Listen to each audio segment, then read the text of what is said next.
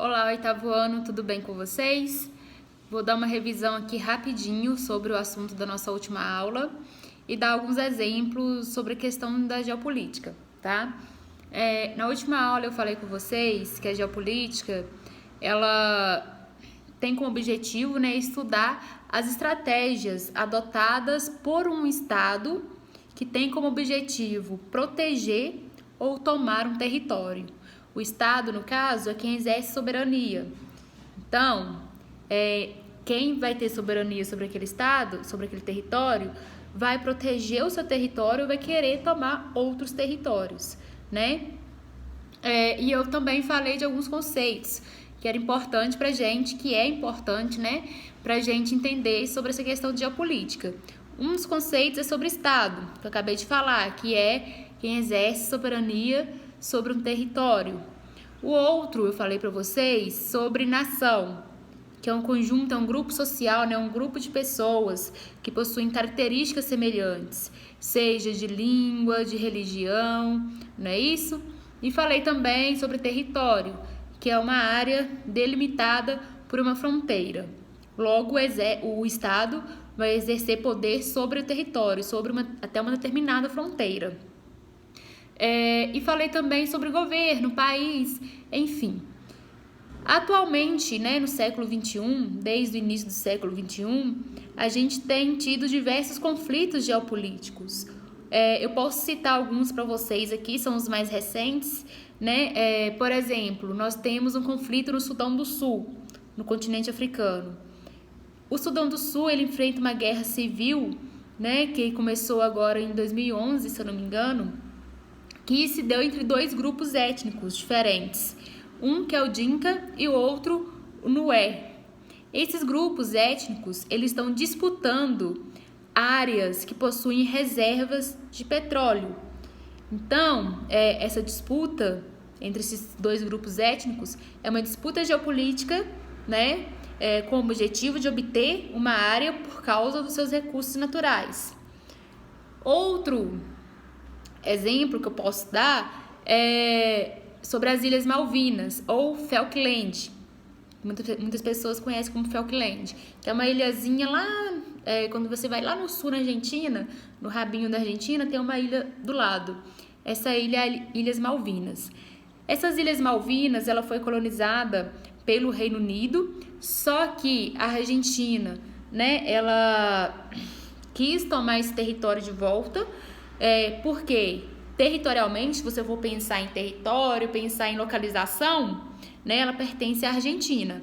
Mas, como foi colonizada pela Inglaterra, pertencia à Inglaterra. Neste caso, apesar de ser um conflito geopolítico entre Argentina e Reino Unido, foi uma disputa menos acirrada, né? Enfim, não foi uma disputa armada. Houve um referendo, ou seja, uma votação, em que a população dessas Ilhas Malvinas preferiram ficar sob o domínio do Reino Unido. Esse território foi disputado pela Argentina, não só por uma questão de obter mais território, mas também porque essas Ilhas Malvinas possuem jazidas de petróleo, tá?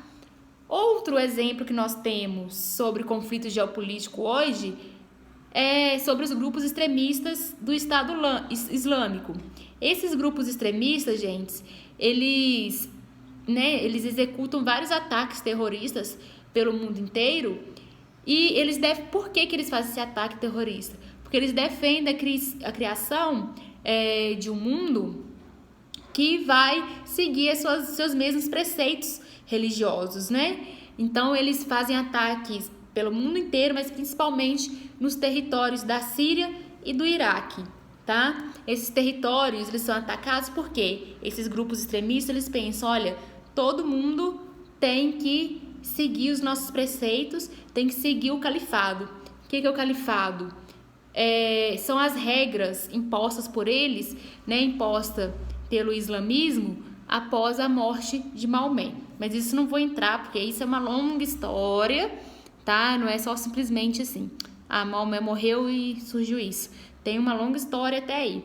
Mas é um exemplo de, como que eu posso dizer, de disputa geopolítica por religião, né? É um grupo extremista querendo impor as regras religiosas em todo o território, principalmente na Síria e no Iraque. Eu vou mostrar aqui para vocês agora um exemplo de como que a gente pode entender geopolítica, né, assim, na prática. Imagine que vocês tenham aí, na casa de vocês, um jogo de tabuleiro. Pode ser xadrez, dama, qualquer outro jogo. Vou ver se conseguem ver aqui, agora que eu vi que eu não consigo virar a câmera frontal, mas enfim. Gente, olha só. Aqui eu tenho um jogo de xadrez, né? Aqui no jogo de xadrez eu vou ter aqui as pecinhas pretas e as pecinhas que estão aqui begezinhas. Aqui o objetivo do jogo é capturar o rei. Aqui eu tenho o rei e aqui eu tenho o outro rei. Através de estratégias do jogo, né? Tanto esse rei quanto esse pode ganhar. Eu vou ter que chegar até aqui, pegar o rei, capturar o rei.